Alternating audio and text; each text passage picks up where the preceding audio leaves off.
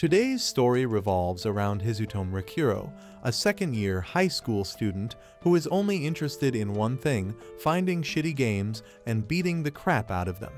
His gaming skills are second to none, and no game is too bad for him to enjoy. So when he's introduced to the new VR game Shangri-La Frontier, he does what he does best: min-maxes and skips the prologue to jump straight into the action. Join us as we delve deeper into this captivating journey. In the near future, traditional screen-based gaming is overtaken by full-dive VR games. However, this shift floods the market with low-quality games riddled with glitches, dubbed trash games. Despite the issues, a dedicated portion of players becomes obsessed with completing these trash games, and among them is Rikuro, known by his screen name Sunraku.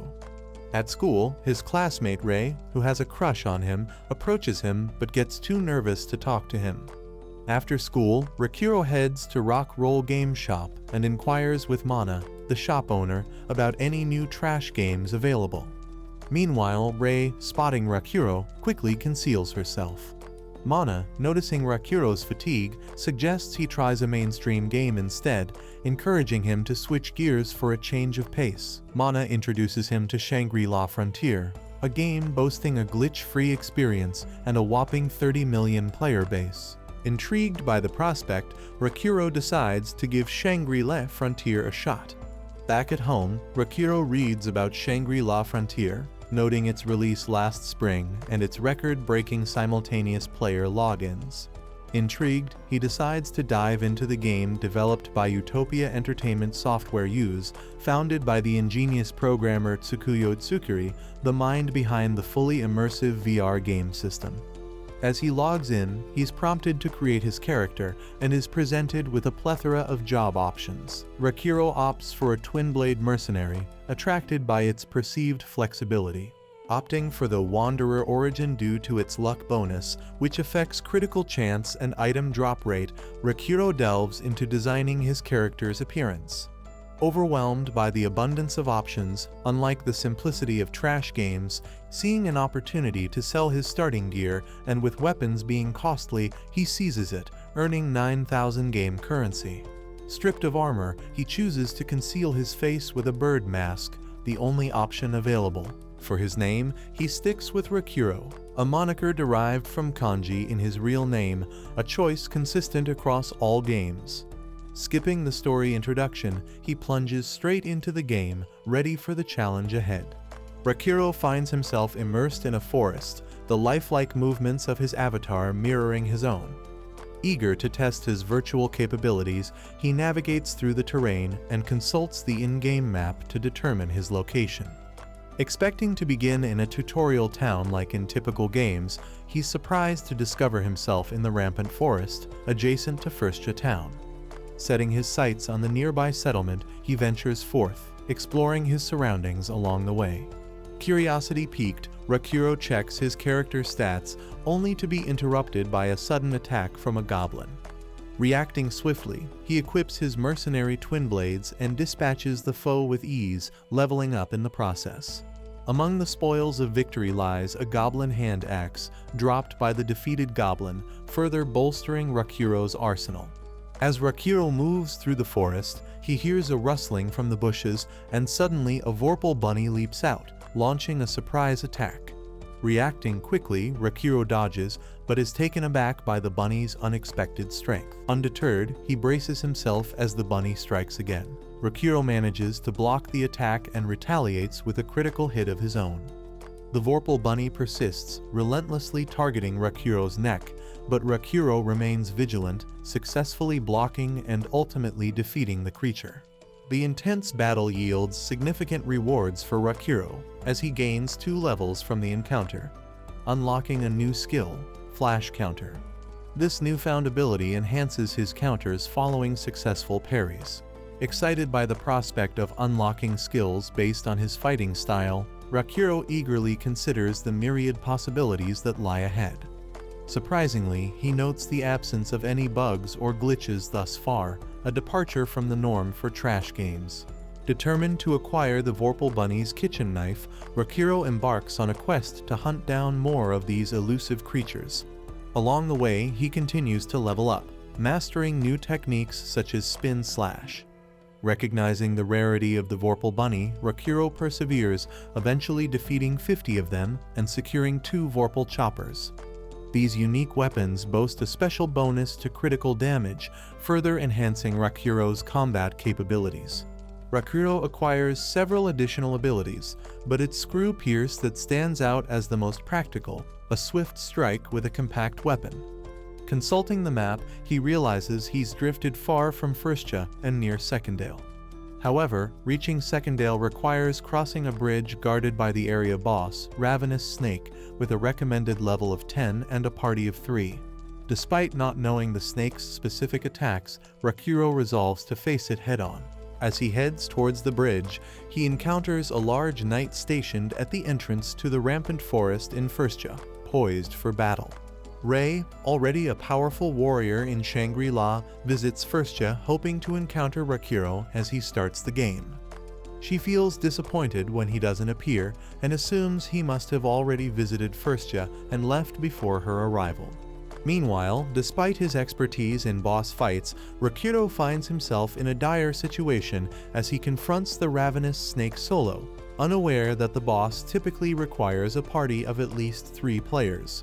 Despite almost succumbing to the snake's venom, Rikuro emerges victorious, reaching level 14 in the process. However, his health continues to dwindle from the venom's effects. In a desperate bid to survive, he flees all the way to Secondale, where veteran player Ryuji assists him in registering a respawn point before he succumbs to the poison, ensuring he won't have to start the game over from scratch. After respawning, Rikuro realizes his swimming shorts make him stand out, and not in a good way, prompting him to purchase normal armor while retaining his signature bird mask. In need of new weapons, the blacksmith sends him to Diremarsh Swamp to mine ore. However, Rikuro quickly discovers that navigating the swamp's realistic mud slows his movements considerably. Equipped with marsh daggers, Rikuro ignores the blacksmith's warnings and ventures out to hunt monsters at night. Meanwhile, Ray sets out to search for Rikuro in Secondale, despite the unlikelihood of a new player making it that far alone. Unbeknownst to her, Rikuro encounters Lycaon the Night Slayer, a completely unique monster whose level is so high that none of the game's 30 million players have ever defeated it. Ray discovers that Rikuro has already made it to Secondale, surprising other players. As she ventures further, it becomes evident to everyone that Ray is a member of one of the 7 clans formed to hunt the 7 unique beasts. In her case, her clan's target is Lycaon. Despite executing flawless strikes on Lycaon's critical weak points, Rikuro suffers a devastating blow as his legs are bitten off during the battle. Determined to seek vengeance and defeat Lycaon, Rikuro swears to stop the beast before it can wreak further havoc in the game world. Upon respawning, Rikuro finds himself afflicted with Lycaon's curse, rendering him unable to equip armor on his legs or body. However, he gains immunity to magic attacks. Moreover, he discovers that he can no longer engage in combat with monsters weaker than himself, and NPCs begin treating him differently due to the curse's effects. Plus, the curse is permanent unless removed by a saint or killing Lycaon. Resigned to his fate, he returns to his swim shorts, the only attire he can equip.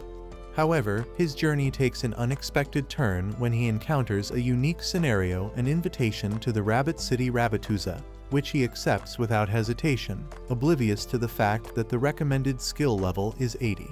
Inside the scenario, Rikuro is greeted by Emil, a white rabbit, who commends him for embodying the spirit of the Vorpal rabbit by willingly facing a superior enemy and targeting only its weak points. It dawns on Rikuro that Lycaon's curse was not a punishment, but rather a mark of recognition, signifying him as a worthy opponent.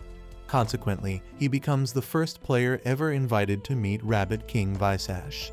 Ray remains unable to locate Rikuro, but Mana encourages her to persist in her search. Meanwhile, Rikuro delves into online walkthroughs and confirms that he is indeed the first player to meet Visash. Impressed by Rakuro's determination, Visash offers him Vorpal training and provides him with a collar that reduces experience gains by 50% while increasing status gains by 250%. In a surprising turn of events, Rakuro receives an invitation to Burp, an old trash game serving as a gathering place for hardcore trash hunters, from his online friend Katsuo. Initially puzzled by Rakuro's choice to play a mainstream game, Katsuo becomes intrigued after learning about Rakuro's rivalry with Lycaon. Inspired by Rakuro's story, Katsuo considers trying out Shangri-La as well. Additionally, another trash hunter and fan of Rakuro, Arthur Pencilgan, expresses interest in joining the game. Due to the influx of new players during the summer break, Rakuro temporarily exits the unique Vorpal scenario to focus on reaching the next town, Thurgerma.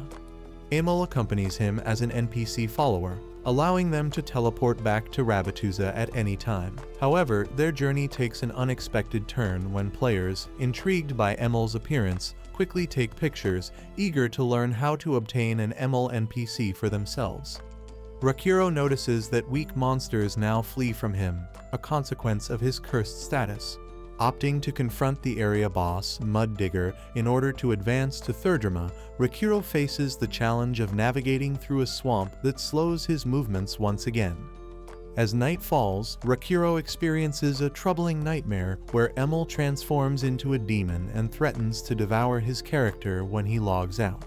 That's all for today's adventure in the world of Shangri-La. Don't miss out on future episodes. Be sure to subscribe for more thrilling adventures.